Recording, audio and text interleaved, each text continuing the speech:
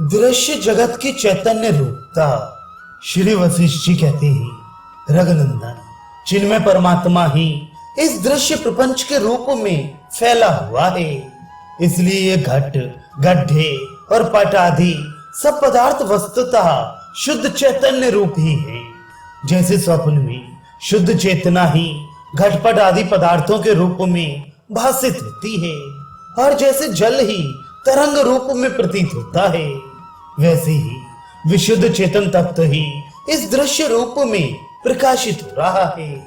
तत्वज्ञ पुरुष घटपट आदि समस्त भौतिक पदार्थों को ब्रह्म घन, चैतन्य घन, परमार्थ घन और शांत स्वरूप एक रस आनंद घन का ही प्रसार मानते हैं।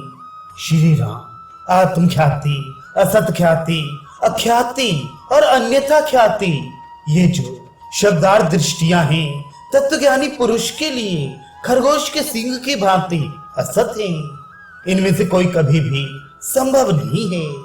केवल चेष्टा शून्य, शांत स्वरूप, व्यवहारिक नाम आदि से रहित ज्ञाता साक्षी परमात्मा ही सर्वत्र विराजमान है।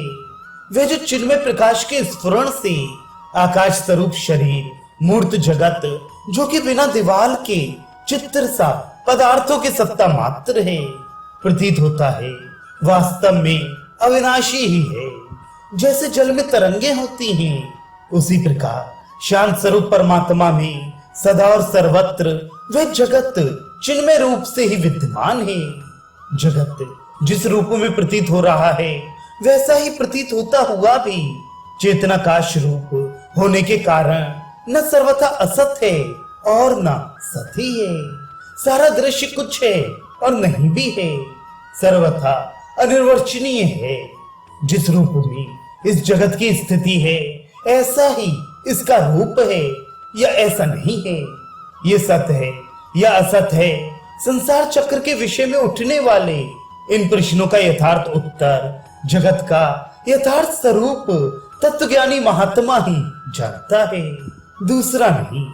रघुनंदन, चिन्मय आकाश में ही जो चिन्मय आकाश का स्फुरण हो रहा है, उसी ने उसी को जगत समझा है। तत्वज्ञान होने के पश्चात वह जगत कहाँ टिक पाता है।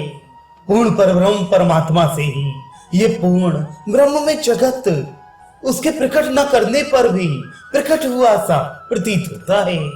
ये प्रतीत भी ज्ञान स्वरूप परमात्मा ही है, जो स्वयं मेरे अनुभव में आ रहा है।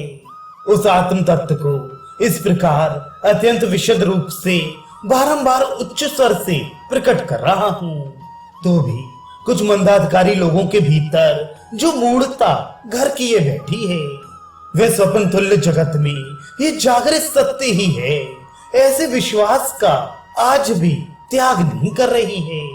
ये महान खेद का विषय है। जो समझदार होने के कारण तत्व ज्ञान का अधिकारी है, वह भी उस भ्रांत धारणा को शीघ्र नहीं छोड़ रहा है। ये कैसा मोह है।